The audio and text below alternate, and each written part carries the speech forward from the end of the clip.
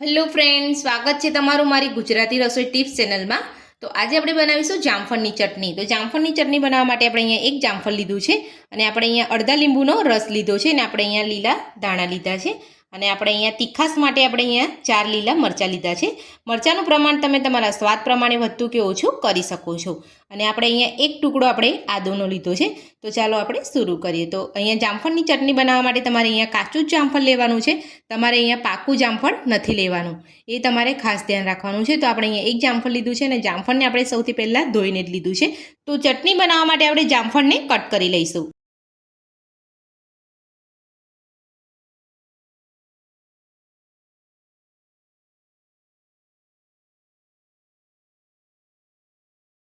તો આપણે અહીંયા જામફળને આ રીતે કટ કરી લીધું છે।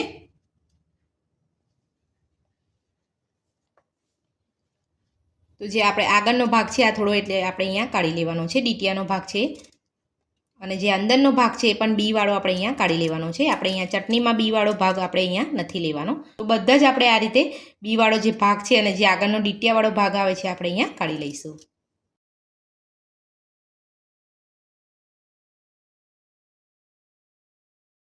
તો મારી આ રીતથી તમે ઘરે એકવાર જામફળની ચટણી બનાવવાનું જરૂરથી ટ્રાય કરજો।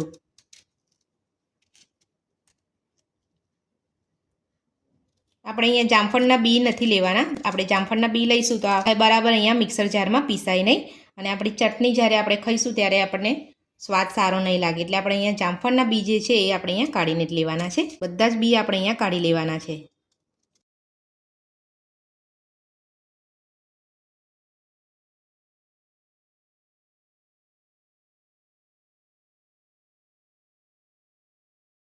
તો આ જ રીતે આપણે બીજા જામફળને પણ અહીંયા કટ કરી લઈશું અને અંદરના જે બી છે આપણે અહીંયા બધા કાઢી લઈશું। તો જામફળને આપણે અહીંયા કટ કરી લીધું છે। તો હવે આપણે અહીંયા જામફળને મિક્સર જારમાં સરળતાથી પીસી શકાય એટલા માટે આપણે અહીંયા જામફળના નાના નાના પીસ કરી લઈશું।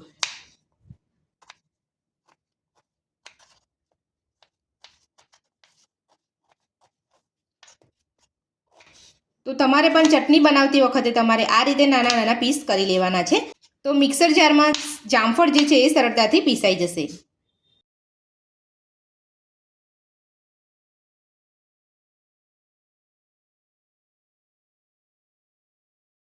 તો જામફળને આપણે અહીંયા નાના નાના ટુકડા કરી લીધા છે। તો હવે આપણે અહીંયા જે મરચાં લીધા છે એને પણ આપણે અહીંયા નાના નાના ટુકડા કરી લઈશું। તો મરચાંને આપણે અહીંયા કટ કરી લીધા છે। તો આપણે અહીંયા આદુનો જે ટુકડો લીધો છે એને પણ આ રીતે નાના નાના પીસ કરી લઈશું। તો ચટણી બનાવવા માટે આપણે અહીંયા જામફળને આદુ મરચાંને આ રીતે કટ કરી લીધા છે। તો હવે આપણે અહીંયા ચટણીને પીસવા માટે એક મિક્સર જાર લઈશું। કટ કરેલા આદુ મરચાંને જામફળને મિક્સર જારમાં લઈ લઈશું। હવે આપણે અહીંયા લીંબુનો રસ લઈ લઈશું। ડાળી સાથે આપણે અહીંયા લીલા ધાણા લીધા છે એ પણ લઈ લઈશું। તો હવે આપણે જામફળની ચટણીને ચટપટી બનાવવા માટે 2 નાની ચમચી ખાંડ લઈશું, 1 ચમચી આપણે ધાણા જીરું પાવડર લઈશું, 2 ચપટી જેટલા આપણે અધકચરા વાટેલા આપણે અહીંયા મરી લઈશું, ત્યારબાદ સ્વાદ પ્રમાણે મીઠું લઈશું, 2 ચપટી જેટલું આપણે અહીંયા સંચર પાવડર લઈશું। તો હવે આપણે અહીંયા ચટણીને પીસવા માટે આપણે અહીંયા અડધી વાટકી પાણી લઈશું। તો હવે આપણે મિક્સર જારનું ઢાંકણ બંધ કરી બધું જ પીસી લઈશું। તો આપણે અહીંયા બધું પીસી લીધું છે। તો આપણે અહીંયા ચટણી બનીને તૈયાર છે। તો ચટણી પીસતી વખતે મને અહીંયા થોડા પાણીની જરૂર પડી હતી એટલે મેં અહીંયા થોડું પાણી ઉમેરી લીધું છે। જો તમને અહીંયા થોડું પાણી ઓછું લાગતું હોય તો તમે ચટણી પીસતી વખતે તમારે અહીંયા થોડું પાણી ઉમેરી આપવાનું છે। તો તમે જોઈ શકો છો આપણે એકદમ સરસ રીતે આપણે અહીંયા ચટણી પીસી લીધી છે અને આપણે આ રીતે જ આપણે અહીંયા જાડી રાખવાની છે, વધારે પડતી પાતળી નથી રાખવાની। તો હવે આપણે ચટણીને સર્વ કરી લઈશું।